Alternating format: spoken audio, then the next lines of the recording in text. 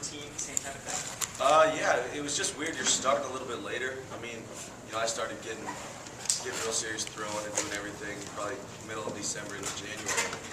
Last year, I was getting going about a month earlier, but you look at it, and we were doing everything until the beginning of November. So it just keeps it in perspective. But it was just a little weird getting started a little bit later.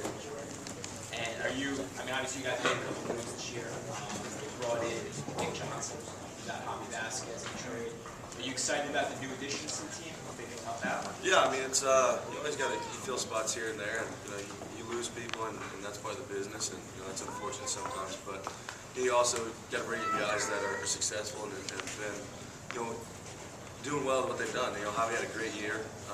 He's been here before, and I think he has something to prove coming back here, which was always great. And Nick has been a guy that gets on base and has been consistent for a long time.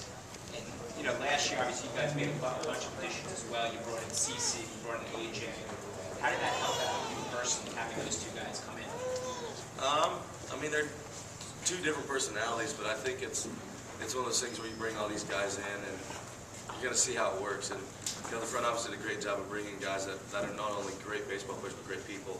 And I think that goes further with trying to get a team together and to fit the pieces where they need to be. And it's just going to be great for them to help those new guys, even though they're not new. A couple of them have been here before, but it's a little bit different than it used to be.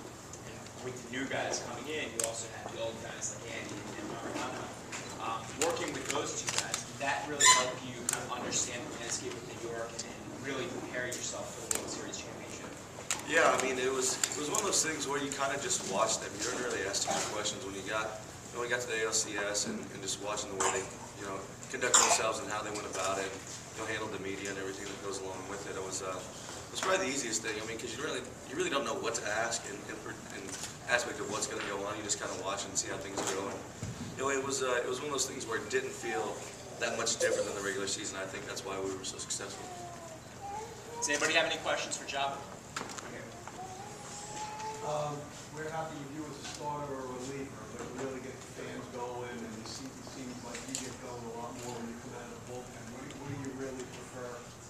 Which position? That's the first time I've ever been asked that question.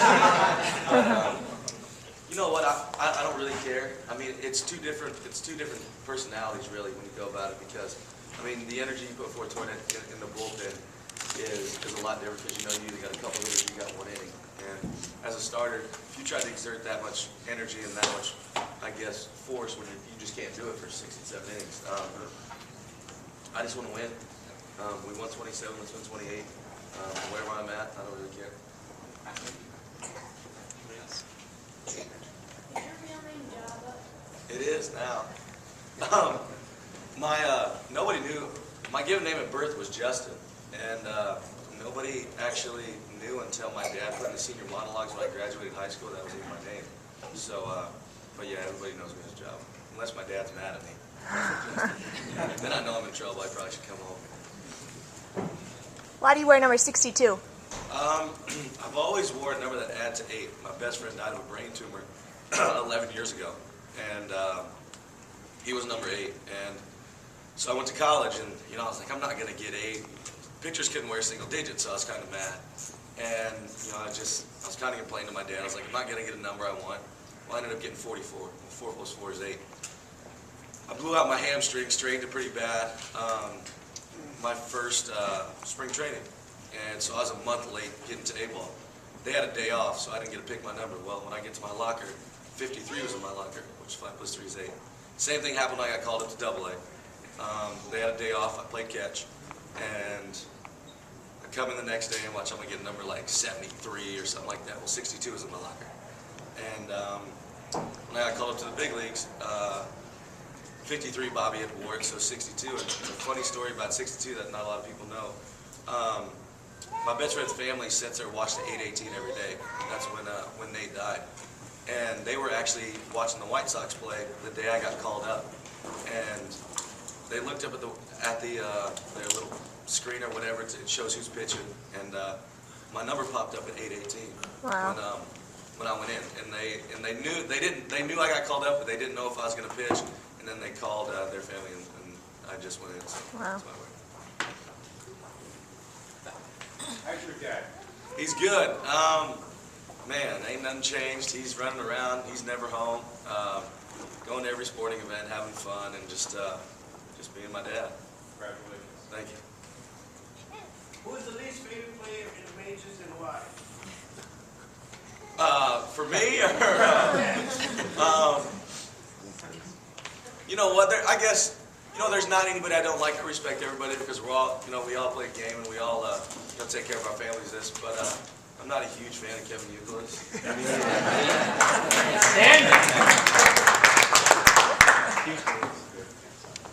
Two questions. How good a hitter are you really, and are you a better hitter than CC? You know what? This was probably my fourth full year pitching, fourth or fifth. I didn't pitch full time till I was a junior in college.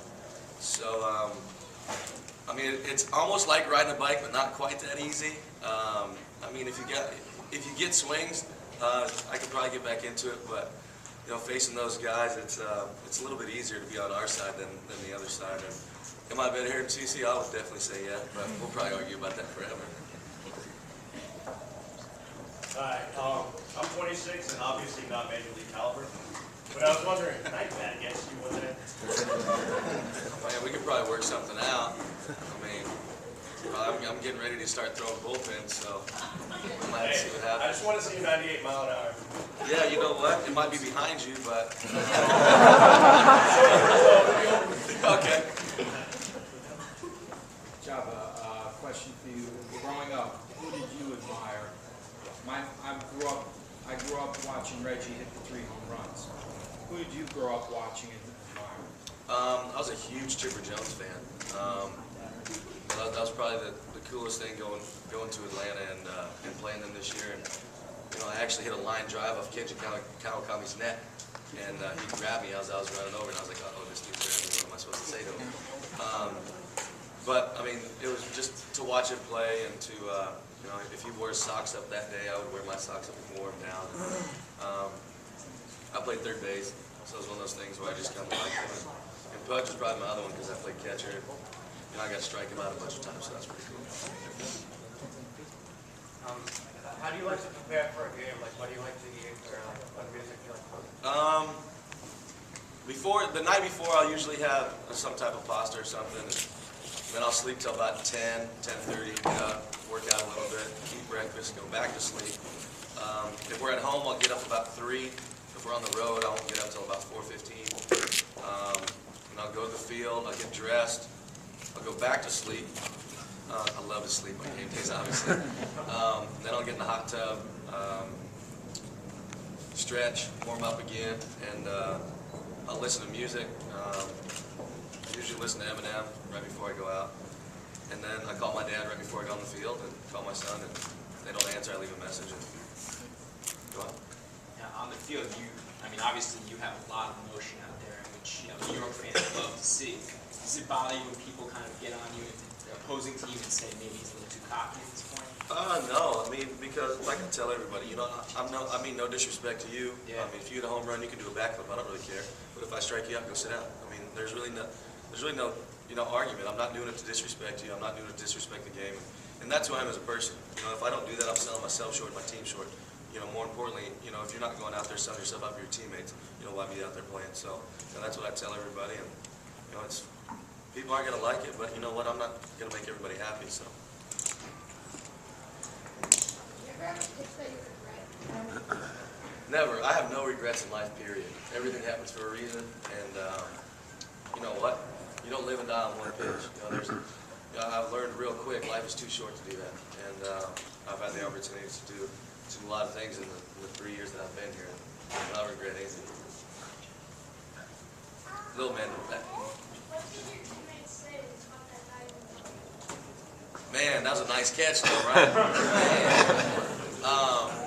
They laughed at me. I didn't even know really. I actually had a dream that I was going to do something like that, like a week before. I never told anybody that, but it's just one of those things where you catch it. I probably, made myself look stupid, but Connie got a double play and pitched all right, so they just laughed at me pretty much. It still makes me angry. Tell me how you felt with those midgets. I knew that was coming. Holy God. It bothers me to this day. It was one of those things I really didn't think about at first. You know, it was in the 7th inning when I came in, and they weren't there. Right, you're doing awesome. In the 8th inning, yeah, they just came out of everywhere. And it was funny when we went back this year, they started to come out again. I was like, I gotta get out of this place. Man, and I didn't really know how bad it was. I never really saw it. I mean, Derek was like, dude, I wanted to come say something to you, but as I got closer to the mound, they got worse. I was like, oh, thanks, appreciate that. But then once I actually got into the clubhouse and got my jersey off and they flew everywhere, I mean, they were like in my ears and my eyelids, and it wasn't any fun. My buddy who skateboards was there the next year, and he had it happen to him, and he broke his skateboard and left. He goes, I can't skateboard. What is one goal you have for yourself this year? One goal that I have for myself, to help our team win. Is there any one batter that you would prefer not to face when you come in? Any particular guy that No, I want to somebody's face skin a little bit more than another? I mean, I want to face anybody. I mean, you want to face the best in the biggest situation. The guy that has a lot of success against me is Mike Lowell. I mean, I've got him out, but he always seems to get me in some way, shape, or form. But I hope I don't have to face him too. Who do you want to win the Super Bowl? Who do I want to win the Super Bowl? Good question. I don't think anybody can stop Peyton, pretty much. I think he's too good. I mean, I'd like to see the Saints win, but I don't think it's going to happen.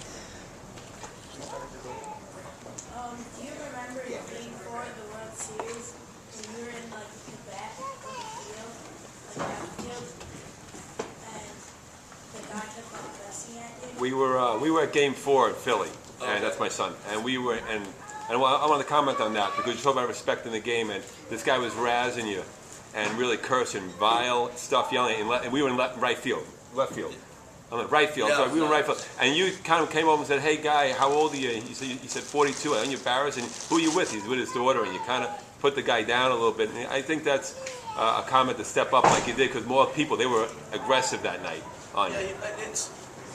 I mean, I remember this because you know a lot of people they yell at you and do whatever they expect you don't say anything. Well, I'm going to say something to you if you're saying something that I don't think's right. I mean, he's around. I mean, he's just cussing left and right, and you know, I turned around and actually went close to the wall to say something to him, and everybody kind of around like kind of looked at me like, what's he going to do? And I asked him how old he was, and I asked him who he was with, and I asked him, you know, I was like, you're sitting here. Because we're in BP, bro. I mean, what are you doing right now? I mean, you have your daughter with you. There's other kids around. And you're setting a great example. I mean, we're at a baseball game.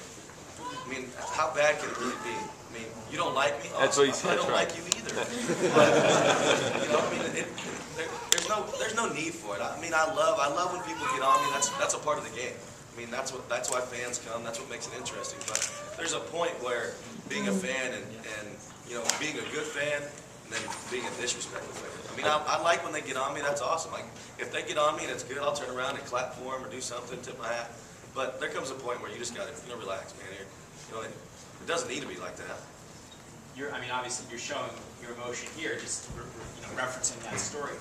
It seems like your mentality is perfect to be a closer in this game. Is that something you would have interest in doing, possibly replacing Mo? If he ever retires, eventually he's 100. I mean, he just gets better with age. He's like cheese, I guess, or something. But you know what? It's one of those things where if we sit down and they talk about it, and that's what we see, and you know, that's what can help this team, and you know, and I can have that opportunity, and then of course, you know, I have the opportunity. I've been with him twice in the bullpen. I mean, he's the best to. I would probably say one of the top 3 to ever pitch, not as a closer, to ever pitch. So, I mean, I've learned a lot, and if it came to it where I got that opportunity, great. I mean, if not, then you know, we're going to start. But you know, we'll see. It's probably going to be a question that comes up a few more times. But I mean, the way he pitched last year, I'm pretty sure he could probably pitch for like 8, 10, 12 more years. I might retire before he does. He's gonna like hearing he's like cheese, though. I don't know if he's gonna like that. See, but I mean, he'll get on me just as much as I get on him, so he'll bring something back to me. In Cleveland a couple of years back, you ever consider pulling the timeout, pull the in-session pitches flying? No, I mean that was a question that Joe brought up, like saying that was his biggest regret. Well, you know, it's not on Joe, it's on me to make the decision. And, you know, I came here, my job was to keep it at 1-0, and you I didn't do my job. That's the most frustrating part, bugs or not. But that was on me, and I felt like I can continue to pitch and do that. So, How do you feel about that now? That whole set of circumstances with the Bucks. like I said, everything happens for a reason. I've been put in a lot of situations in the short time I've been in the big leagues, and I don't think there's anything that can be thrown my way that I haven't either experienced or been a part of. Do you think that changed the course of the game? Yeah, of course, of course. Me again, sorry. Sure. Yeah. Obviously, not everybody can be major leaguers, and kudos for you on a very long career. But if it wasn't for baseball, where would you see yourself? I'd probably be working with kids somewhere, or my dad worked in a prison for 27 years, so I've been around corrections and criminals, I guess. I either want to be a U.S. Marshal or be a pediatrician. I love working with kids. I love helping people out, and but I'm glad baseball worked out because it's a lot of school on the other end. Wow. Speaking of kids, I'm a school teacher in the Bronx, and first of all, September and October I couldn't get anything done because it was like, did you see the game this morning? So, what is it like to have all these? Because I teach 30 kids, and it's just they couldn't even focus during the World Series at all. So just to have that looking up to you so much. That's the biggest reason I play this game. It's not about the pitch. It's not about the money. It's about the fact that you can come and put a smile on somebody's face. And somebody asked me a question the other day. I used to have posters of baseball players up in my room and looked at them every day. And I was like, man, these guys are awesome. And now to sit back and be at home and watch my son play, and he'll be 4 in April. And I think I got a couple gray hairs now already. But to know that there's some kid that's doing that to me, and that warms my heart more than anything I could ever do, to know that these kids play a game and they act like me or they act like my teammates, and just that opportunity to be able to look at a kid, shake his hand, and tell him that he can do it just as much as I can. That's the coolest thing about this game is what you can give back, not about what you do on the baseball field, which is great. Don't get me wrong, but it's the lives that you can affect other ways and positively. I love it. How much do you or your teammates in general talk to the agents on it? Say, Johnny, take less money from that, or do you just let them be? It's his business and your part. I don't think it's necessarily talking numbers per se. I think it's just more so, how much we care for, how much you mean to this team and stuff like that. We necessarily don't say it like that, but just being around them, just having that relationship with them. And there's some guys that do. There's some guys that, that's what you need to tell them. But you also got to understand that this is a big decision in their life, and they should talk to their families and themselves. But also know you're an extended family to them, and understand that you care for them, and you wish them nothing but the best. And if it's with us, it's great. But if not, we wish you nothing but the best, and you obviously stay in touch. But there's a fine line sometimes with what you can say, and trying to be too nosy or trying to, hey, don't go anywhere else because it's going to suck or something like that. But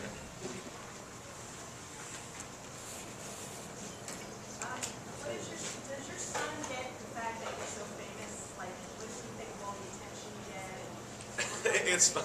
it's funny because if you ask him what I do, sometimes he goes, "Oh, my dad signs autographs," and he does, and it's kind of weird a little bit to he's always around and we're signing autographs, and they usually sit on my lap or something and usually throw stuff at people, and I'm like, "Carter, what are you doing?" And he goes, Dad, I want to play. I was like, "Can I sign a couple things?" And then I'll try to sit down and explain to him what's going on, and he gets that I play baseball, and he gets that when he gets on a plane, he's coming to see Dad in New York and things like that. But I think to the magnitude, I don't think he really truly understands yet. I mean, I have the greatest opportunity to be able to give him the things that I never had growing up, and that's being around the game of baseball, which is really cool for me. And hopefully, one day if he decides to play baseball, great. If he decides to be an artist, awesome too. But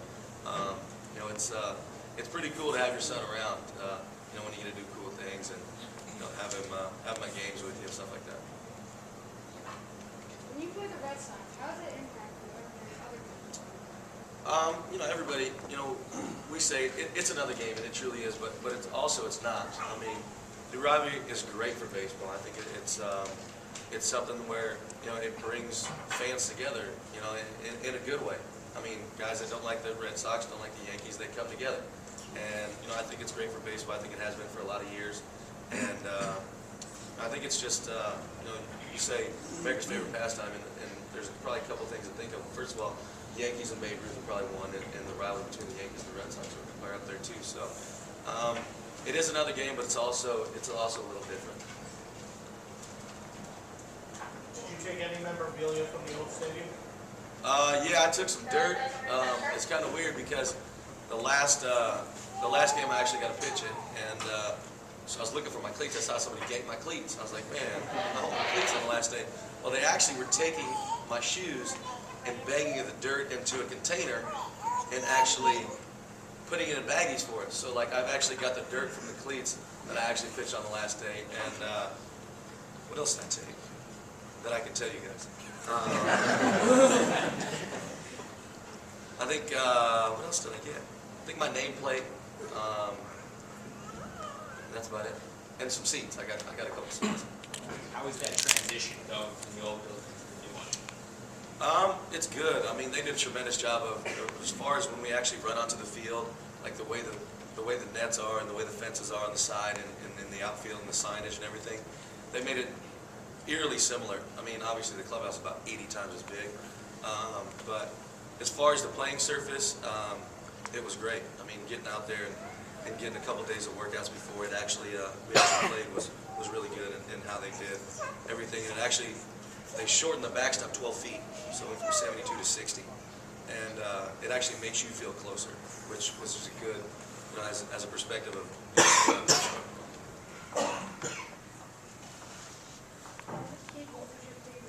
What's that? As a kid, I grew up a Braves fan. I mean, they, you know, being in the Midwest, we didn't really get much Yankee games unless it was on ESPN and stuff. And as a Braves fan, you really didn't like the Yankees, but now it's kind of the other way around. And you got a question in the back? Is she just waving at me? Hey, how you doing? Little man right over here. What did you do to celebrate after you won the World Series? What did I do? I went home.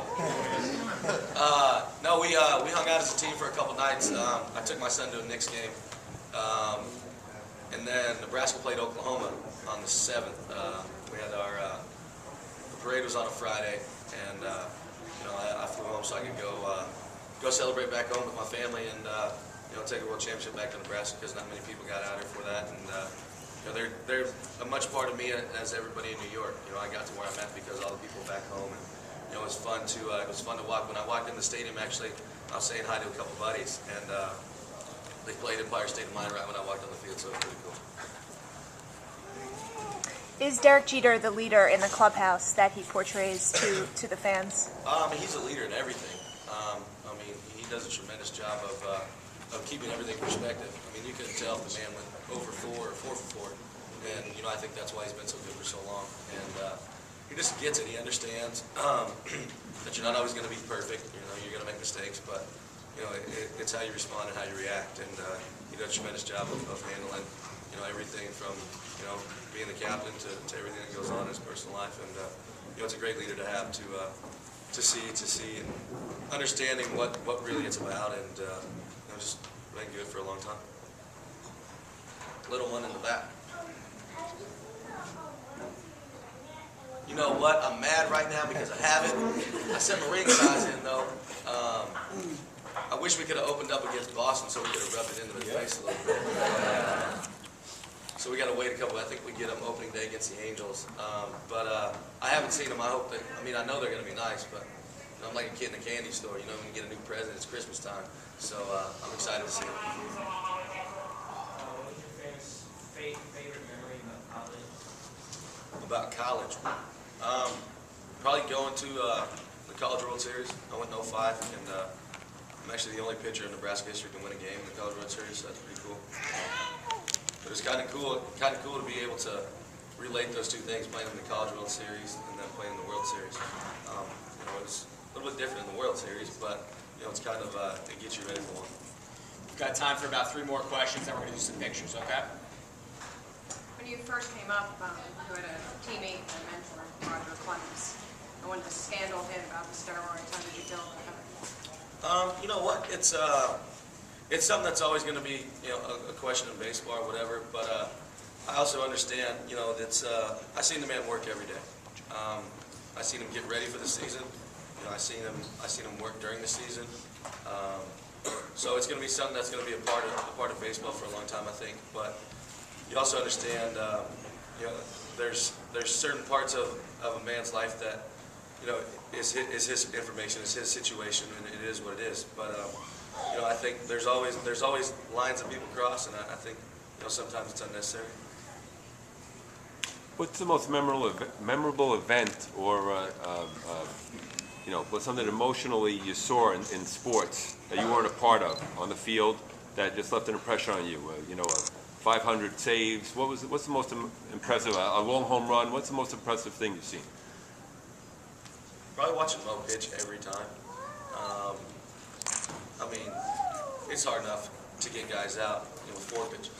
He does it with 1, and just to see how consistent he's been over the course of his career, and I mean, it's amazing. I mean, the guys hate facing him. I mean, and he beats guys before he even throws a pitch because of who he is and how successful he's been.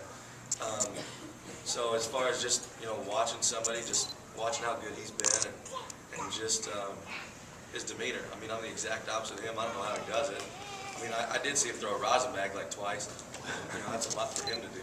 But I think that's just watching him day in and day out. 2 more. Yeah, you surprised me that you started your pitching career late. Didn't pitch till when you were in college? Or My first full year pitching was my junior year in college. First full year. So, look at Grayson here who wants to be a pitcher. What advice did you get when you made that change? Like, why did you make the change? What advice did you get? And what advice would you give to some young kids who are aspiring to become pitchers? First of all, don't throw a curveball. Not necessary. Thank you. You're welcome. When you're 15 and 16, yes, you're getting older, and your bones and your ligaments and everything, they mature. Just as I'm still 24. I'm still trying to figure my body out too. But I watch the Little League World Series. I see kids throwing like 50% sliders and curveballs. You're doing the exact opposite motion of what your body is made. Your body is made to go this way. You're doing the exact opposite, doing this way. So I tell kids, play a lot of catch, long toss, fastballs and changeups. That's all you need. I mean, you look at Tom Glavine, the man with 300 wins. He didn't throw anything this month, and it's just the biggest thing. Kids want to throw hard, which is great. Kids want to throw stuff that curves and slides, but until you're 15 or 16, you don't need to. Listen to your body. If your arm hurts, take a break. I mean, you're young enough at this point where a day off's not going to kill you. I mean, a couple days off aren't going to hurt you. Just don't push it. I mean, there's kids going out there, throwing on a Monday, taking Tuesday off and pitching again on Wednesday. That also comes with the parents too. And as a parent now, and I'm going to have this decision with my son too, is you got to step in sometimes and say, you know what, I know you want to pitch, but right now you don't really need to pitch on a day's rest when you threw 75 pitches 2 days ago. So just listen to your body, have fun. Don't make it a game, just go out and have fun. One more, guys. Right here in the middle. Who have been some of your favorite teammates, and which people have influences or helped you? I think there's so many different personalities on our team that it's great. But I mean, probably the one person that I've learned the most about being a man is probably Andy. Just the love he has for his family, the love he has for the game of baseball, and he keeps it all in perspective. I mean, he's done it for a long time. He's got like 15 kids or something like that. There's always a little petted running around somewhere. He's got 4. Yeah, 4. 3 boys and a girl. And just to watch and to see the love that he has on his face when he sees his kids, and to see how professional he is about the game of baseball. And I have a lot of grown-ups as a 24-year-old kid, my son being 4, and I know I got a lot to learn, and he's probably one of the biggest ones, just to be able to watch, and his love, his faith, and everything that he puts into it has been pretty special for me. Joba, thank you. Thank you. Appreciate it. Thank you.